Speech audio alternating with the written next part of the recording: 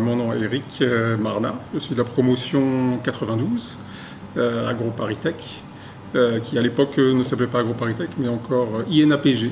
Donc j'ai maintenant 45 ans, marié, 2 enfants, et je vis actuellement en Malaisie.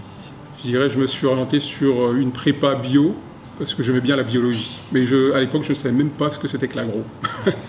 Donc j'étais plus orienté sur une carrière de recherche. Je suis orienté sur l'agro en découvrant par des anciens qu'est-ce que c'était.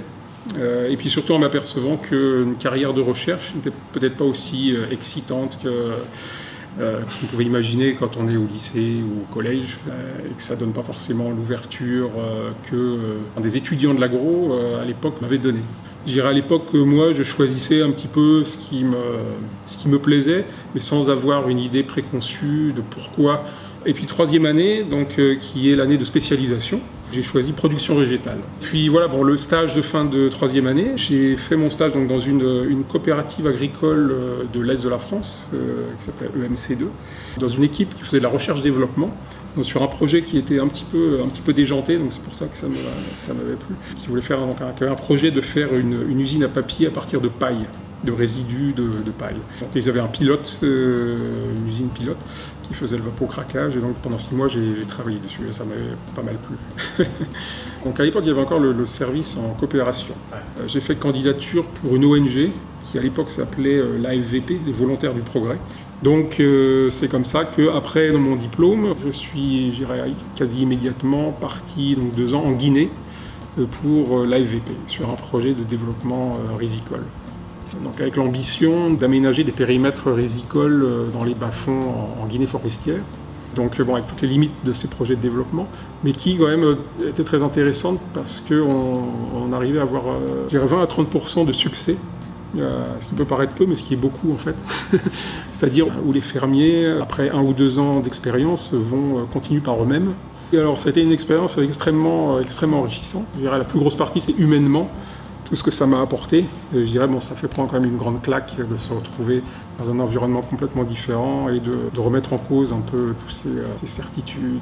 Et donc moi, cette expérience que j'ai eue ces 2 ans, en fait, m'ont beaucoup apporté et m'apportent encore aujourd'hui.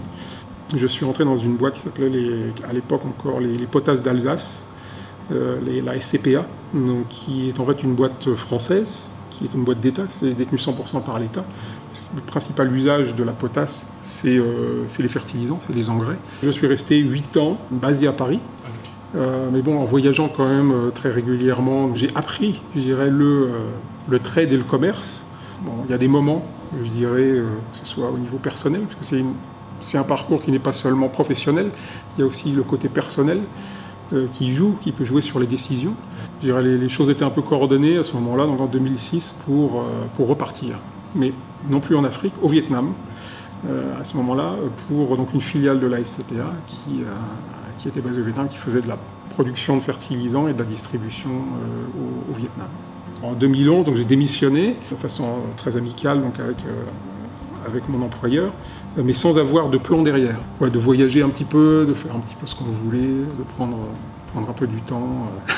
Une société norvégienne de fertilisants, Yara, chercher quelqu'un pour l'Indonésie, un country manager à l'époque pour l'Indonésie, sur une activité, je dirais, similaire de distribution, en lien avec les agriculteurs, en agrofourniture, et puis maintenant en Malaisie, donc depuis novembre. Donc voilà, pas mal de changements, je dirais, sur des échelles de 3-4 ans, qui venaient soit de souhaits personnels de changement ou d'orientation, mais aussi d'opportunités qui viennent, qui ne sont pas forcément des choses planifiées, je dirais. Je pense que la révolution verte, donc des années 50, 60, voilà, on est arrivé au bout. Il faut trouver de nouveaux modèles d'agriculture pour réduire l'impact environnemental, pour aussi augmenter la production agricole, presque par l'augmentation de la population, je dirais au moins jusqu'en 2050, même s'il y a des solutions également par les modes alimentaires. Oui, si on mange moins de viande, peut-être qu'il y aura moins besoin de ceci.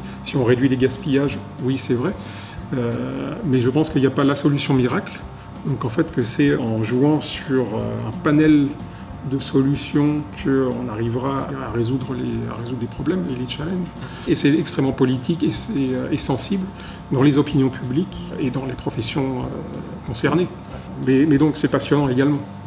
parce que je pense que justement une école comme l'agro, ça doit former des personnes qui justement devront résoudre ces challenges. Un des conseils, c'est de pas forcément avoir de plan de carrière, justement. Les 70% dans une vie, c'est des opportunités qui viennent, des événements, des opportunités, qu'ils soient personnels ou professionnels, et qu'on va prendre ou qu'on ne va pas prendre, et qui déterminent la suite. Être soi-même, savoir ce qu'on veut, et puis et le reste viendra.